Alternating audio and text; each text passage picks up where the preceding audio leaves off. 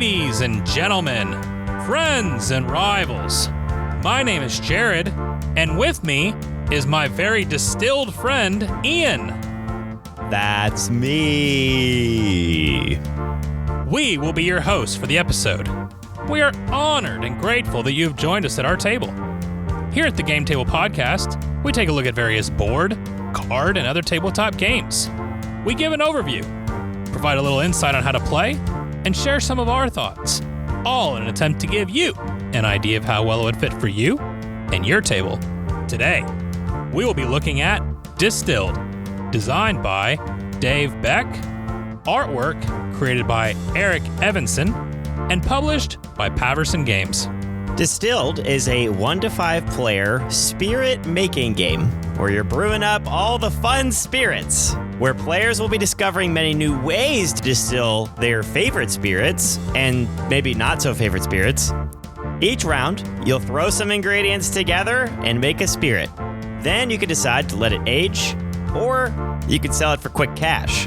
You will play through 7 rounds, and whoever has the most points via selling all of these wonderful spirits will win and be crowned the best distillery in the land. Let's review Distilled. Well, Jared. Yes. It's been a minute.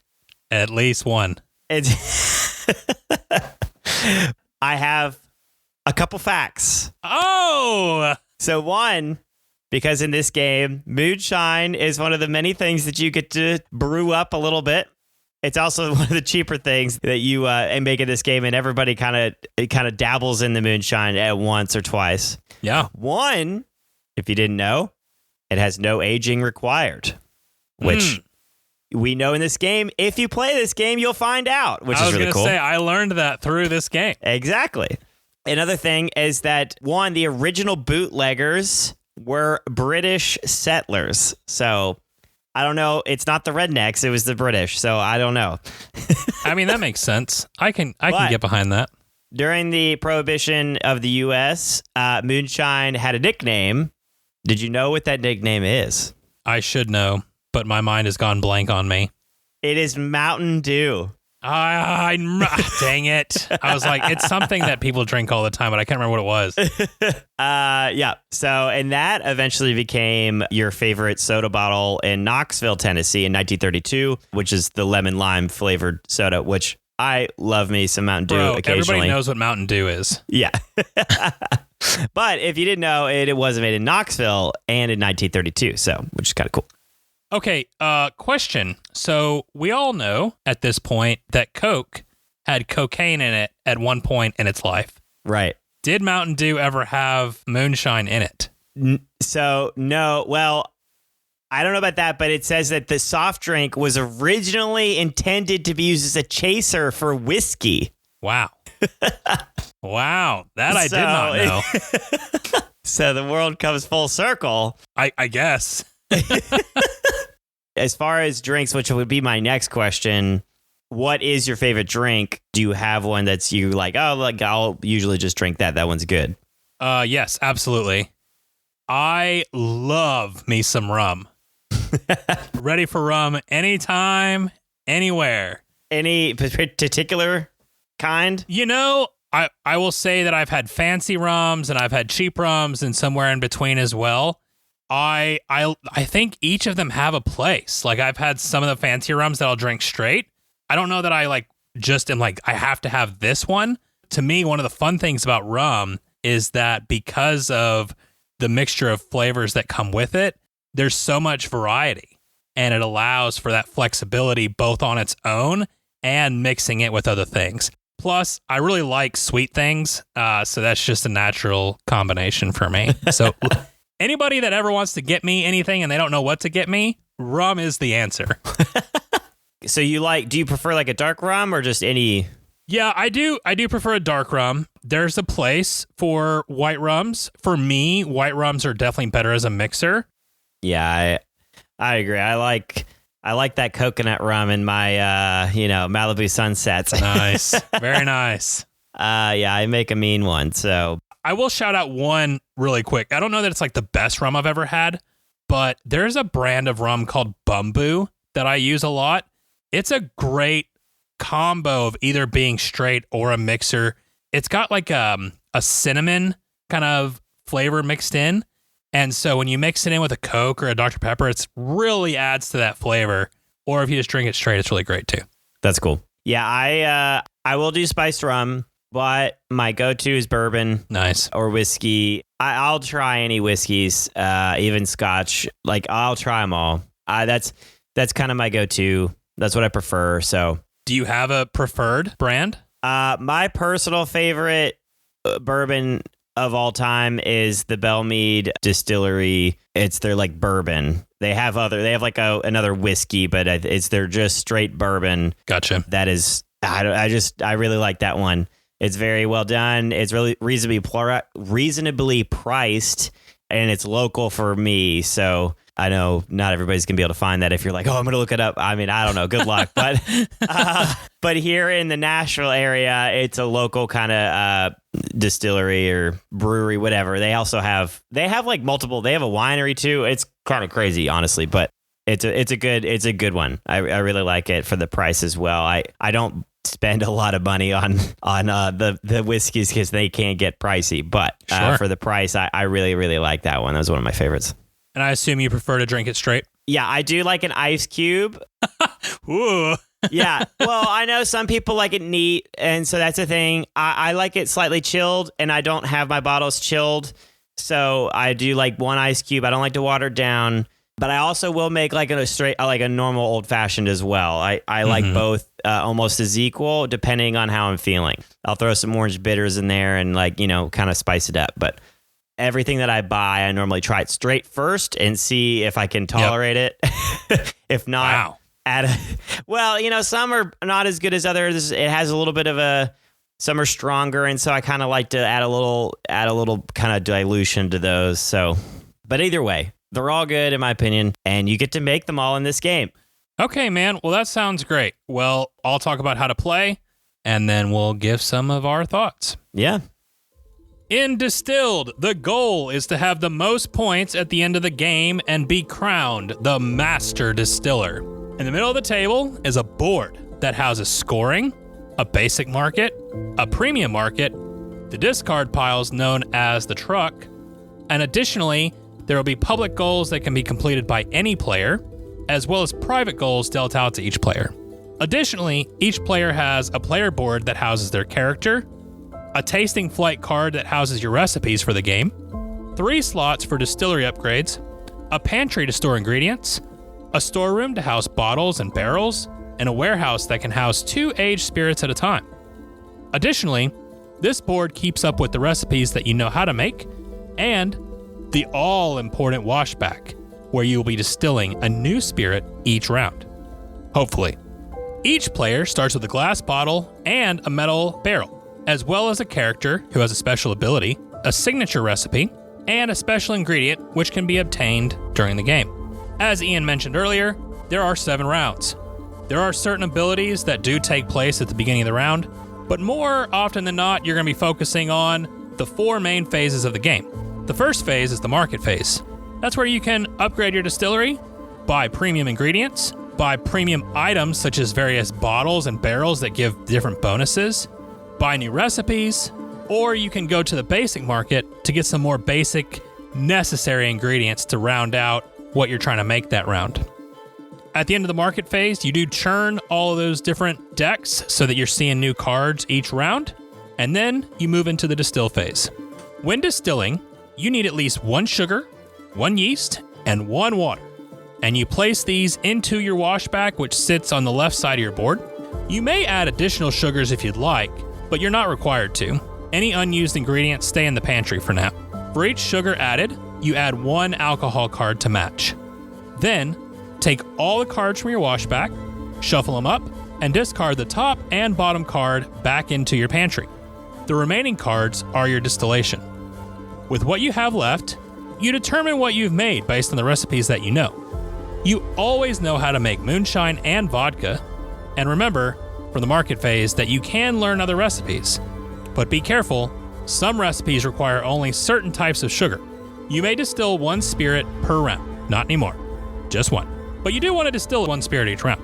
So you take the cards and put them beneath a container, which you bought in the market. That's either going to be a metal barrel, which does not require that the drink be aged at all, or you're going to put it into a wood or clay barrel, which does need to be aged. Each recipe will indicate which type of container that you need. Finally, take a spirit label from the main board and add it to your container, labeling the type of alcohol that you've made. If there are no labels remaining, no worries, you can still make it, but you won't get one of the sweet bonuses when you sell. If you distilled a spirit that is in a metal barrel, you're going to sell it this phase, because again, you can't age it. You start by choosing one of your bottles to sell your alcohol in. You'll always have a basic bottle, or you can use a fancier bottle that you bought at the market. You'll gain the value of money from the beverage when you sell it. That value can be increased based on the number of alcohol cards, premium ingredients, the bottle and barrel, and potentially character effects or distillery upgrades. Then, you'll gain victory points on the same card as well as the victory point values that you're going to find from the recipe itself. After gaining money and points, all basic cards are placed back in their respective piles. Premium ingredients and barrels are placed in the truck, and special bottles are shelved off to the side of your board.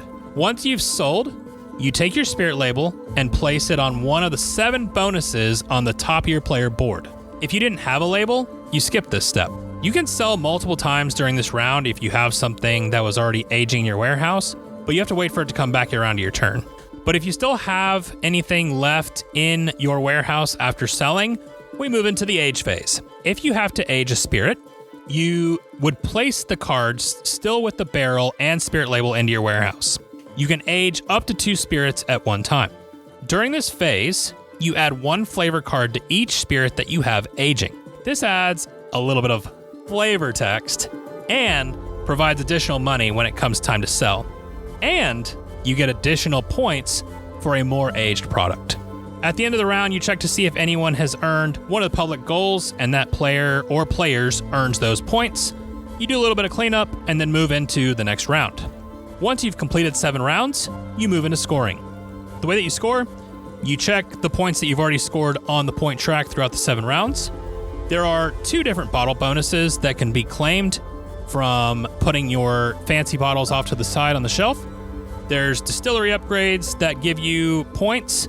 There are your private goals, and then any money left over is also going to give you points as well. Whoever has the most points wins the game. Let's head back over to the table and we'll discuss. Well, that can be a lot. It is a lot. It is a lot. When you first get into it, it's a big smack to the face. Yeah. But once you know, it's not that bad. Once you know how to make the moonshine, it's a walk in the park. It really is. Well, I would like to do something slightly different here. I know we're usually talk about the game, but I would like to talk about the designer and the publisher very quickly, because I think that's something that, this game, is this their first game, or did they do another game before this one? This is their first game. Okay. And so Paverson Games, which I think for their first game, this game is absolutely gorgeous. Bro, let me go ahead and stop you and just add to the pile here. This designer, it's his first game. Like, it's completely fresh. Yeah. Is this his company or? Yes, he is the owner and operator. His name is Dave Beck, and the publisher is Paverson Games. I mean, you look at their website and just everything is very professional. And I don't know where this guy came from prior, but I think it's very cool. You look at the way the game presents itself, and it does such a good job.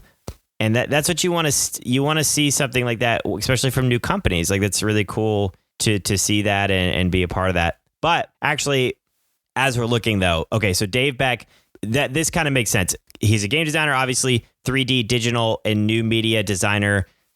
So he has been doing design work for a while, and that makes sense. A science engineer as well. Like, so what you're saying is he's really smart. He's really smart, but he's good. He seems like a very good professional, and that it shows itself well inside of the game. It shows itself inside the company, and I hope that more game companies and games find a way in this field that look like this and be like this, because I think it's good for the hobby. I would agree. I also like, so this was a game on Kickstarter. I like when Kickstarters give you the option to upgrade yourself with different like metal coins and metal cubes and a metal first player token and a neoprene mat if you want it and blah, blah, blah, blah, blah, but it's not required. Right. And you're not jacking up the price to where you're outpricing those who could enjoy this game. I really do appreciate having that opportunity to where I could upgrade later if I wanted to. I just, like you're saying, everything about what Paverson Games is doing is very professional and very white glove service, and I love it. So yeah, props to Dave Beck and Paverson Games. With that, going into this game specifically, just the display, the organization, the way the game presents itself, I love. And the theme is so just, it's very well thought out. And the mechanics and the theme together flow in and out. Like you just constant, you make sense. You learn stuff about different spirits that you didn't know before. And it's really cool to kind of see that process happen in front of you, that meshing of ingredients, of the fact of real ingredients inside the game, but the ingredients of mechanic and theme, and they go really well together in this game. I really feel like I am distilling spirits while I play. And I'm thinking about each ingredient that I add for each drink that I'm making. And there's times where I'm like, I don't want that in my drink. I want the premium stuff. And I get really whatever about it. And it gets me in trouble sometimes. But I definitely get attached to my drinks and I want to make something exquisite. So the mechanics blending into the theme is the cool part for me. It's not just that there's good artwork and there's fun functionality on the board, but all the game mechanics feel like I'm making it. And that's what needs to happen in a good themed game, is that the game mechanics complement the theme. And so that would be one thing that I absolutely love about this. I would say that I guess there's a lot to talk about in this game, as you've mentioned. but I would like to start so the beginning of each round, you're going to be buying some new ingredients. And as far as the ingredients go, there's a lot. There's a lot of different kinds. There's a lot of different upgrades, and then the bottles and barrels as well. I guess for me, what I really liked about that aspect is it wasn't just a bunch of generic ingredients. There are generic ingredients at the bottom, but you're talking you buy those. You could buy, what is it, 2 per round of something of that. Yeah, you can go to stuff. the basic market twice. Yeah, but the nicer market, the fancy ingredients, it's not just there are cards that do show up that are exactly the same, but felt like most of the time there's about 3 or 4 of this type of sugar, and there's 4 different types of that, and so you're not seeing the same named card frequently, and the points are different between those two.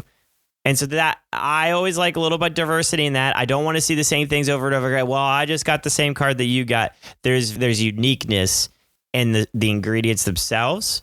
And then there's all, that's on top of the uniqueness in the upgrades and then the bottles and barrels. The bottles and barrels, none of them are the same. There's a couple of them that kind of show themselves twice. But I really like the fact that there's just a lot of different things happening inside that. And you're seeing new constantly. It's not seeing the same things over and over again. Sure. And I would say one of the things that I really like that's almost a contrast to that is you only have so much money and time to be able to make and play with all these different ingredients and bottles and whatnot, because you only have 7 rounds. So you're only making 7 different beverages. Right. You only have so much money, especially in the first half of the game. And so it's very important deciding how you're going to invest that money. I mean, there might be a really cool distillery upgrade out, but you also need ingredients to make a drink this time. So How do you balance that? And The game really has created tension in a way where I both feel like every decision matters, but at the end of the game, it's ramped just enough to where I feel like I've completed most of what I want to do. And I don't feel like it took too long to ramp to where I couldn't do the things that I wanted to at the end of the game. And that's the big thing about this whole process of this game. So the beginning of the round, you're collecting some stuff, fun. That's the fun stuff. You're collecting fun stuff. And then it gets stressful. Yeah, it gets stressful, and you're going through that process of all that. But then you go on and make stuff, and that process, like you're saying, changes throughout the game because like you're broke. You're broke at the 100%. beginning. Yes.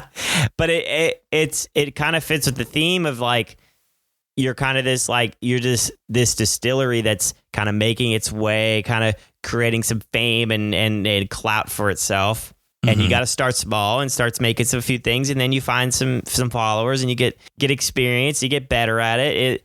It's a nice process there in the beginning where you kind of start out with some like more simple moonshine or vodka. That's like right. Pretty generic stuff, easier stuff to make, and then you move on and you start making some really nice rum and like whiskey or like there's a bunch of different. There's a lot of spirits in this game I've never heard of. Which is really cool. And there's different tasting flights. So you've got all this variety. You're not stuck with just the same 8 drinks that you can gain those recipes. There's whole lists. So there's lots of options in this game. Yeah, wasn't there like 8 different sets of like combinations of different ones? Lots of characters and all kind. Like there's no shortage of variety in this game. No, the replayability value on this game is a lot. It's significant. The amount of replayability just laid into this box is probably the most that I've seen in a game in a while. Like the amount of different things that you will never see based on the characters and then the flights, that alone is like 100 games. So there's a lot of replay value just in that. Maybe not as much in the other cards, but definitely in those. So yeah, I would agree with the tasting flights and the characters. And this has already been solved because there's already 2 expansions out. And I know we're kind of jumping ahead on that. But, we have 3 regions that are focused on in the base game. And then Africa and Middle East is the first expansion, which just adds more stuff. And so if you want even more variety, adding more stuff to that premium market, that's a way to do that. And that keeps the game fresh. And then there's another expansion that they brought out this year that adds more stuff again and a new market mechanic. So again, the variety is very high. I think that you could really enjoy getting to play this game with a fresh feel to it for a very long time. So I'm going to let you jump back in just a second. But the story behind this is the players have inherited this abandoned distillery from a distant relative, and now you're like trying to figure it out. Yeah. And so I very much feel that way because I don't know the first thing about distilleries. No, absolutely no idea. But the game definitely lets you feel that way, and you learn as you go. That's the one thing that's like hidden in this process is, again, early on in the game, you're not good at it. You have not really built up an engine. Right. And that's representative of this like figuring it out process. Yep. But it feels like every turn that you're distilling something, it is so stressful because you just have enough ingredients. They have designed this game that you're never like, maybe towards the late game, you're really feeling it. But that early to middle game, you're really short on those ingredients to make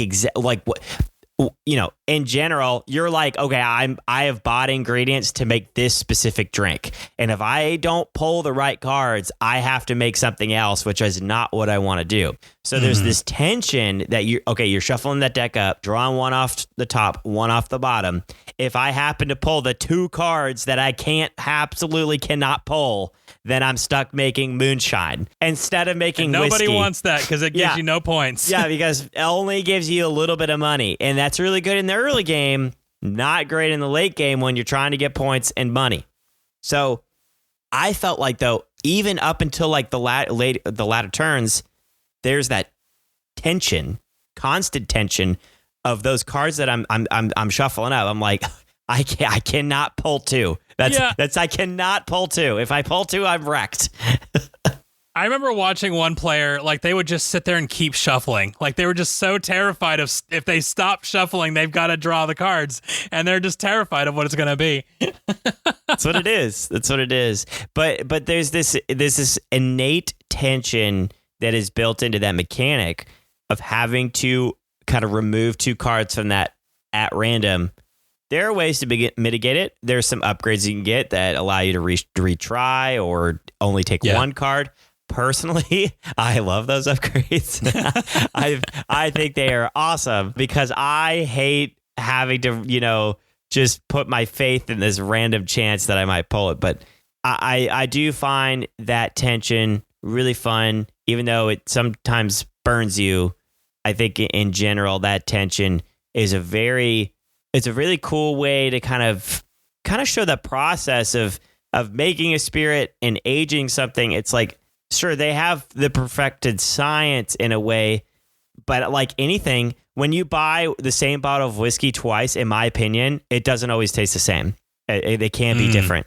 And so I think that's really cool is that there's a little bit of variability in that because sometimes you like get a bottle and it's just good. And then sure, all the other bottles are really good too, but that bottle was really good. So I think there's a little, like, again, this theme is constantly being expressed through these mechanics. And I think it's really, really cool. Even going like beyond that is to like the whole selling process as well and aging the different things and adding those the longer it ages, the more points you get, which the longer it ages, the better it tastes. Like there's this whole process. It's like really cool theme, off the charts on this one for sure. Like I said earlier, the theme is integrated because of the mechanics. The mechanics enhance and enable the theme. If the mechanics were not as good as they were, then I don't know that I would say that about the theme. And that's the thing about game design, which is very challenging, is, and we've talked about this, is there are different ways to design games. You pick a theme, or you come up with this kind of mechanic and then you kind of build this theme around it and pick one. This was kind of like a little bit of both in the way I think they approached that. They wanted the game to be accurate. And I've heard Paverson Games talk about this. They wanted to be accurate and representational of the process and how all of their games will be. They have another game coming out later this year that is very similar in the way its theme and all that. But they want to be representational and true to the character of what the game is about. And I think that's really good. And it really shows in this game specifically. Yeah, and that game that you're referring to is Luthier, where you're making classical instruments for the greats. That game you can late pledge right now. They just finished their Kickstarter or whatever group he was on. Yeah, that one also, it has that what feels like it might be a little bit heavier, but I think it is that feel, that theme and mechanics and art design and all the things we were talking about earlier from Paverson. You can tell are in this. I remember we were at Gen Con and there was this massive organ that was a dice tower. And I was like, Ian, how do I get just that? That's what I want. I wish. Well, anyways. All right. Well, back to Distilled. I guess let's talk about, because this game can, we could go on forever about each different mechanic. Is there anything that's like sticks out to you as like some of your favorite mechanics in the way it kind of just creates this process of distilling something? Yeah, I mean, it's hard because I really like the uniqueness of the distill phase where you decide which ingredients you're going to go for that time and you decide how much to commit. And you can't just throw everything in your pantry at it because you're just going to end up making vodka because you're going to have this mix of all these different sugars. Mm-hmm. And no other recipe is going to be okay with that. But you want to add extra sugars to be able to give yourself that peace of mind. And so I do really like that distill phase where you're putting together your combination of choice and then you're losing 2 cards off of it. And that to me, it just I don't know, man. Like, I don't want to say like it makes the game, but it kind of does for me in a way. Yeah. Like, a lot of games have market phases.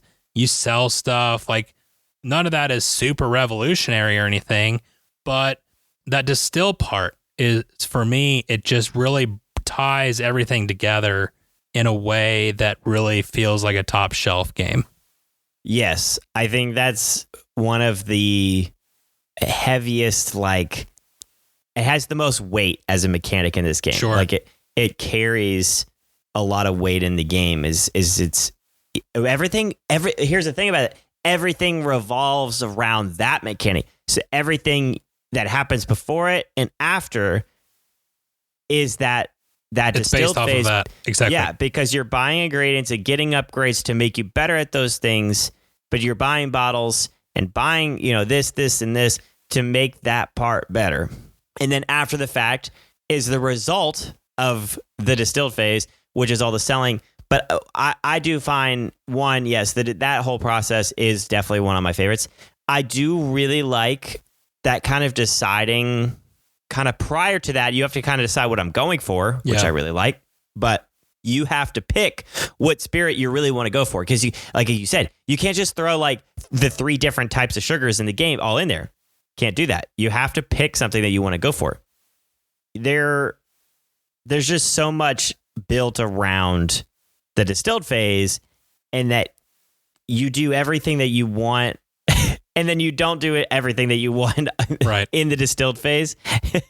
But it just, there's a really nice balance that is created. Is there's tension in the beginning and then after, and it's all built around the distilled phase. And I think that's really cool. I do think that there's this kind of process after the fact when you're selling, which is really fun, is, how long do you wait for aged spirits? Because the other stuff you have to sell immediately, but those aged spirits, how long do you wait? You wait the whole game? Like, there was a time where you just sit on it the whole game. I think that's a really cool aspect. I think that's something that you're always constantly thinking about, of how long do I sit on this aged spirit? Because I need money now. Exactly. And if I don't sell it now, I'm not getting money. But if I wait to the end of the game, it's going to give me the most points. So, and you're always tempted to sell because money's super tight. Yep. Always. Especially in this game. All right. Well, I think we've gushed about a lot of different things. It's interesting because I feel like even with what we've said, I still haven't hit all the things that we could talk about with the goodness of this game. So do you have anything else? I will say one little fun, like I usually appreciate fun little facts on cards, but like never like it just sucks me in. Yeah. I don't know why this one did, but so each alcohol card that ends up in your drink is considered 20 proof. Okay. Oh yeah. And so I like got to this point where I was like, I want to make like a 200 proof bottle. Like, that's all I want. I don't even care if it's like a good drink or not. Yeah. And I would get so I really appreciated little tidbits like that. So yeah, the alcohol gets added because of the sugars. Yeah. Just the sugars. Okay. So for every sugar you have, so then the alcohol gets added, and oh my gosh, there was that. Yeah, that was the one game where you had like 25, like 25 alcohol in there, which is what is that? It wasn't that much, but it was a lot. I mean, you got up to 200. I know you got up to 200 proof. So. Yes, yeah, it was fun. It was like 10 alcohol cards, but yeah. So yeah, that's a really cool little subtle. Like, they didn't need to add that. Like, that's what it's like. It didn't matter. It could be just an alcohol card, but like, yeah, they had the proof there at the bottom. It was kind of cool. Yeah, I agree. Do you have anything else good wise before we move on?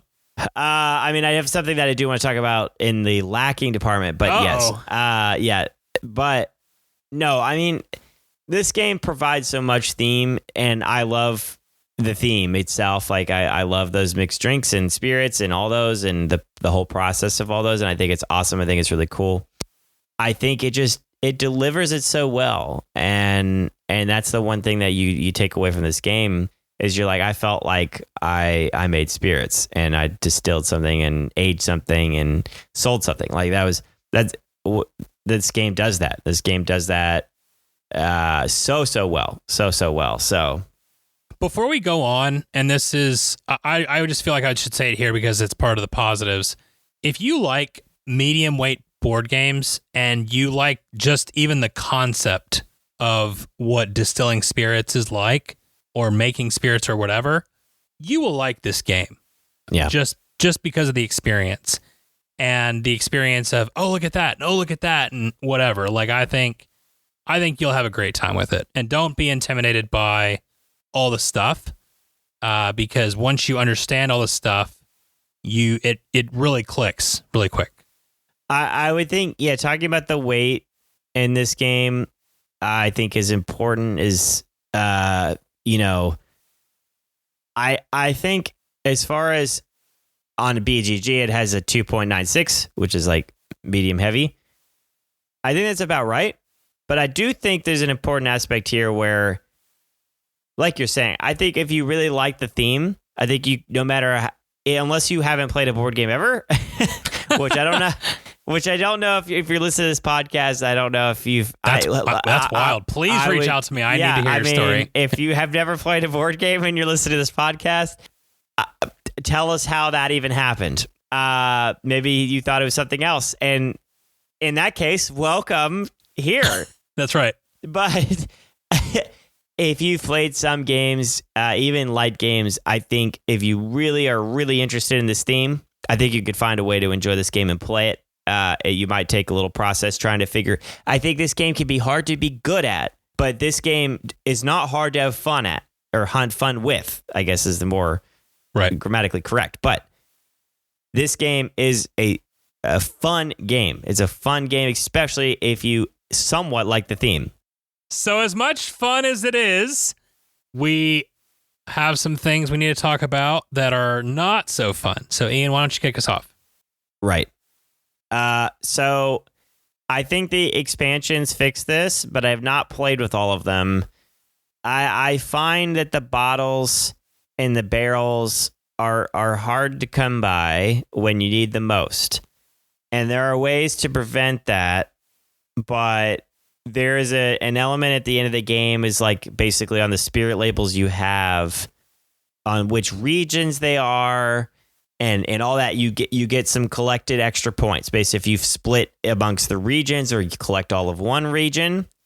The issue that I find is that if your character is a specific region and you kind of got sent off into this making spirits of another region because nobody else was doing that one, which is how I normally play. I'm like, okay, well, there's no competition here. I'm going to go get this one. And those don't correlate well with getting those kind of bonuses. It's a little bit harder to. It's not impossible, but it's a little bit harder to try and manipulate that to gain points. And that happened in my first game, and I do think that part of it was a little bit more of a lack of experience. But as I played more, I got a little bit better at it. I just think I still see that. Is that there's not enough bottles and not enough bottles that give you those labels and those regions as much as I would like to see, especially in a higher player count. So I don't particularly like that. Some of the upgrades are like, in my opinion, some of them are just kind of like whatever. And then some of the upgrades are also like, okay, that one's just great no matter what. That one's just good. I guess that can be in any game, but I do find it kind of annoying when you're sitting there and I'm like, I don't want any of these upgrades and there's nothing I can do about it. I need an upgrade. It gives you points at the end of the game to have upgrades, but they also help you progress and get better. So I'll just spend my money on something else. That's fine. But I guess overall, I guess the market is something that I have a slight issue with as far as the consistency of it. And the diversity of it is it's not always consistent with what you need, and you really have to just kind of wing it sometimes. I mean, if you don't get the right flips when you need them, you're kind of stuck without getting a bottle. Or like hypothetically, if you just never flipped the right card on your turn, or if somebody bought it before you and you didn't even have a shot at it, there's not much you can do. You can at some point pick through a discard pile. but sometimes not. So it just kind of depends. That's just one thing that I see as a kind of an annoyance more than like an absolute awful mechanic. It's just part of card draw. So anyway, that's the one thing that I don't particularly like. And then on top of that, I do think some characters are better than others, and that's a fact of most games. But I wish there were maybe a little bit more balancing in that. Some characters are like, they were just gifted way more money and their thing earns way more money, and it seemed a lot easier to make. And so there's just a couple little balancing things there, which I did not find the most enjoyable. But in the end, these are pretty light things that I don't like. I'm making more of a deal of them than that they actually are. I'm just trying to find something to nitpick, I guess. That's very interesting that you say that. I don't think I agree with either of those things, but I don't know. I think I would shift. Well, we'll start with the character one because I think I'm closer on that than I disagree. But I would say not so much that they're not balanced, but that some are a lot easier to figure out than other ones are. There are some that are super straightforward, and that really highlights itself in a game where nobody really knows how to play. You're still experiencing all of the game without learning the nuance of each character. And there are some characters that are harder to play and figure out, but once you do, I think they really pay off. I think that part. I mean, I like the fact that there's different characters and some are easier and harder to play. I just found that like that ability seemed just overall better. And there's like, or that person's drink, specialty drink, earned 30 more points than me, and it was basically the same difficulty, you know? Yeah, I don't know. I think that there's a lot of things that go into balancing that character, whether it's starting resources, ability, the drink itself. Like there's a lot of different things going on. So I don't know that I'd go so far as to say they're not balanced, but I would say that some are easier to play than others. As far as, unluckiness of the card draw or whatever, I mean, there's cards in play. I don't think it really bothers me. I think that the fact that there is so much flexibility to pivot to a different drink if I had to and pursue that and optimize it that way instead of just praying for the right card. I think there's a lot of flexibility to do that. And I think there is several different opportunities to be able to either look at the top card of the deck and buy that instead, or go to the discard pile and find something in there. So I think even though there's card draw and you have to deal with the unluckiness of that, I think that's the game has done a good job of trying to mitigate that luck. Yeah. Now, you can't remove it. I agree. There's times where I just sit there and I'm like, I don't want palm sugar. I want grain. Yeah. Where is all the grain? Yeah. And in the basic market does help that too, because you can go down there and get what you need. So yeah, I would push back a little bit on both of those, but I hear your points. I think the more issue, like I'm fine with the randomness, especially ingredients. I think that's fine, and yeah, you can mitigate it easily by there's a couple different ways. I think that's awesome. I think there's a good balance there. I think maybe one, I could see that being a problem for some people, but I do think, I don't know, because you bottle everything. I just don't know if there was enough unique bottles to me. I kind of wish there were more, like maybe more and maybe the expansions add more of these. I would need to play them, especially in the base. I felt like there was just never enough bottles that like did something, one, that I wanted it to do, or that like it didn't really do. It didn't. I wanted it to do something cool. There's a couple bottles that pertain to moonshine, and I'm like, I'm not making moonshine anymore. I'm moving on. And I'm like, well, I don't want that bottle. Like, there's plenty of other drinks. Let's get a different bottle. You're saying in the market still, not one that you bought, correct? In the market. That's where you're getting. Okay, gotcha. Yeah. Because I think there's a couple different bottles that are specific to moonshine. That's cool. But like, you're not going to always make moonshine, especially later game. And so I'm like, that bottle's useless. And then maybe you do. Maybe you do. Like, you pump in 10 alcohol cards and make a 200 proof moonshine, and you get a whole bunch of money. I don't know. Like, it's not like I'm not making 6-round aged whiskey. You're right. But maybe that's the right. cards you've been dealt. I don't know. I don't think the moonshine route is a way to win, personally, but that could be wrong on that one. New goals. Make moonshine the entire time and hope to win. Maybe that's probably it. Is just like I just kind of wanted more bottles because there is this part at the end of the game that everybody's trying to get of like having the region of bottles, which I think point bonus is a big deal. I agree. Again, this is just kind of minor. It's not a big deal. It's just no. I hear what you're saying. That randomness, I didn't particularly like. You're only talking about a 7-round game, and so it's not like you have unlimited time to do all these things. You have to be kind of intentional about when you're doing those, and sometimes the times just don't line up, and so that's fine. That's just how the game plays sometimes. I get it. The other thing that I would say, it's just something that comes with the territory of a heavier weight game, right? It can take a long time to play. I mean, we did a 4-player game, and there were 2 new players at the table at the time, and that was a 3-hour experience. And so it's a heavier game. I think once you have players that know how to play, it can click a little bit better. We played a 3-player game. What was that? That was I feel maybe like 2 hours or something. Yeah, I think like it was that. closer to the 2-hour range. Yeah. We all know how to play, so. Yeah, that's true. I'd like this game to get down to the 1.5-hour range at 3 players. I think if at 30 minutes a player, I feel pretty good about it. Yeah. But especially the learning curve is there just to kind of wrap your brain around what you want to do. Once you kind of understand the basic mechanics, there's a second level of learning your strategy.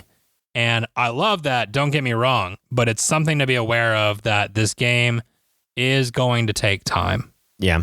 I do think that's as we kind of step away from game stuff, like you're talking about player count, 1 to 5. Yep. So you can't play this game solo. I'm not interested. I've looked into it. I would rather play this with other people. No, I think there's a part of this that is fun to watch what other people are doing, and I think kind of cycles the deck out and like all those things. Well, there's the tension of racing against the other players. Like you are doing your own thing, but it's very much an involved market. Yeah. And there's only so many spirit labels, so you can't everybody go for the same thing all at the same time. There's not enough for that. So there's that innate kind of tension like we were talking about. With that tension, the more players obviously adds more tension because you're all trying to do something and grab that ingredient. I would personally, now that we're talking about player count, I mean, what is your preferred? I don't know if I'd go to 5 on this, but I'm not interested. Yeah, I think 3 is really fun. I think 3 is really good. I think 2 to 3 is really good, and I think with 4 would be totally fine as well. I think 3 is a good number for this game. I do think you were saying 30 minutes per play. I don't know if each player is adding that much more time. I think it can. There's a lot of aspects in this game. Like when you're making your spirit, you're doing that all simultaneously. And then as far as buying and selling, it's like, okay, I buy something and now it's your turn to buy. So it's not like there shouldn't be a ton of like thinking about it that long. But there is, because of the amount of choice that you have. Well, there is. I'm not going to say there's not. It's not like you have to take your whole turn and then it's my turn. No, like you buy a card and then somebody else buys a card.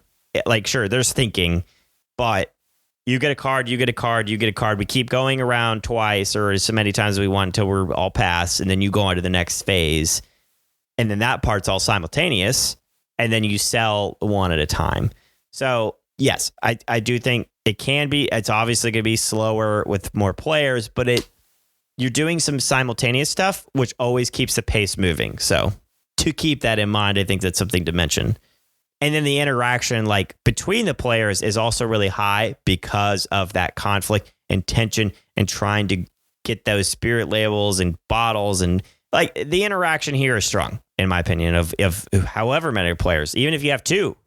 The interaction's strong. So I think that's important. And the game does now. compensate to keep the market moving it too by wiping more cards out of the market. So you're not losing any of that. Right. Which is good. That's a good rule that they added for sure. No, I really like this at 2 and 3. I can enjoy it at 4. I wasn't upset about playing the game that we did. Right. So, yeah. I think it's time for grading and final thoughts, my man. Yeah. I think I'll go first. Okay. Because I don't know. I think we both have probably similar numbers here, but I'm just going to say, we're going to call a spade and say this game is just a straight up 8. Heyo. It's a great game. 8 is the number. Like, it just fits. It's above average. It's not perfect. It's not for everyone, but this game plays really well. And the mechanics are good, and the art is good, and the way the theme and the art and the mechanics all flow together are fantastic. Most of all in any game is I have fun while playing it. And it can be a longer game, but I like long games right now in my life. That's why I'm playing a lot of them, and I'm totally fine with it. So I really enjoyed this one. This one was, I don't know, it was quite a surprise. I heard a lot about it, and I finally got to try it, and I was like, man, that was a lot of fun. Like, I had fun playing that game, and I think what I would say for this is that, again, if you like the theme, don't be afraid of trying this. I could easily pick this game out with somebody that doesn't play a lot of games, and I know they like whiskey, and be like, let's try this one. I know you're going to like it. And they would. I know they would. 100%. Yeah. I have no doubt in my mind that they would enjoy. Yeah, they would like this game. And because it's broken down into 4 phases, like, it's teachable, right? Yeah. I mean, I felt like when I was teaching to the new players in the 4-player game that I never felt uncomfortable walking through the steps of what we were talking about. Yeah. And I think I got through it relatively quickly for all that's going on. All right. I am going to give this game an 8.5. See, I knew you'd be higher than me. I knew it. I really went back and forth. I'm somewhere between the 8 and the 8.5, but I landed on the 8.5 because I really enjoy it. I enjoyed it a lot. And I was kind of late to the show to hear about this game, but luckily was able to pick up a copy, and I really enjoyed it. I was a little intimidated by it at first, but I was really happy that Anna encouraged me to be like, oh, no, let's just do a date night of it and just see how it goes. And our first time playing, we actually pulled out different spirits that we had at home. And when we made a drink, we'd try a little one from our actual spirits and kind of made a whole date night theme out of it. And it was a really fun time. Yeah, that's cool. So it's got a lot going for it. And I really am impressed. Congrats to Dave Beck for just really hitting it out of the park on the first swing, and excited for what Luthier is going to bring as well because of how much I've enjoyed Distilled. Love the theme, love the mechanics and the way that they blend together. I've never just played this game and thought, man, I'm ready to be done. Like, even though it takes a long time, I enjoy every minute of it. The time just flies by. So I have to be a little more sensitive with my time because I have kids, that young kids at that. And so that means I've only got so much time for gaming. But even then, I don't mind bringing this one out because of how enjoyable it is. So there it is. Ian, anything else before I wrap us up here? I think that was well said. Perfect. All right. Well, with all of that said, thank you everyone for taking a listen here. And for making it this far. If you didn't make it this far, thank you anyways. If you have feedback or want to give us your thoughts on the game, we would love to hear from you. Links to our socials are in the description. If you don't like socials, I get it. Check out our website at thegametablepodcast.com, or shoot us an email at thegametablepodcast@gmail.com, or find us on Board Game Geek. All these links are also in the description. 5-star reviews, subscribing to your podcast player of choice, following us on socials, and joining the conversation on Discord. These heroic actions are immensely helpful in growing this podcast. Also, I'm going to add one more. If you listen to this podcast and you stick around for the wrap-up every time, please email me, message me on Board Game Geek, or get on Discord or something. Tell me that you're listening, because I've had multiple people in the last 2 weeks be like, how many listeners do you guys have? And I'm like, I don't know. I'm trying to track like 18 different ways, and I can't get a consistent answer. So if you listen, I would love to hear from you. Seriously, I respond to every message that I get because I'm obsessive like that. But anyways, special thanks to Angie Santiago for our cover art, and to Anna Snyder, who made the intro and outro music, and to Alexei Chistelin for the How to Play background music. Join us next week as we head back over to the kids' table. In the meantime, may your dice rolls and your card draws be blessed, and your experiences at the table be ones to remember forever.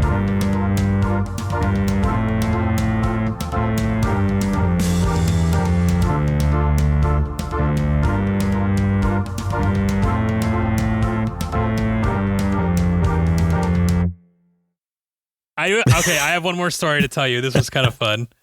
So you've met my buddy Derek, right? Okay. So he has met this guy in his neighborhood, and they're just kind of getting to know each other, whatever. But the other day they ran into each other on a walk, and this guy was like, "So do you like board games?" And Derek was like, "Yeah, I do." And Derek was like, "Do you you don't happen to listen to like the Game Table podcast, do you?" And the other guy was like, "Yeah, actually I do." Oh my gosh. So that's where we're at right now. Oh, that's good. That's good stuff. That's pretty awesome. We went over there for a surprise birthday party for his wife, and I wore my Game Table shirt, of course. Nice. And it sparked a discussion. And one guy asked me, he's like, "So how many listeners do y'all have?" And I was like, like that's 5. really hard. That's a hard question to answer. Like, yeah, we could have like 50.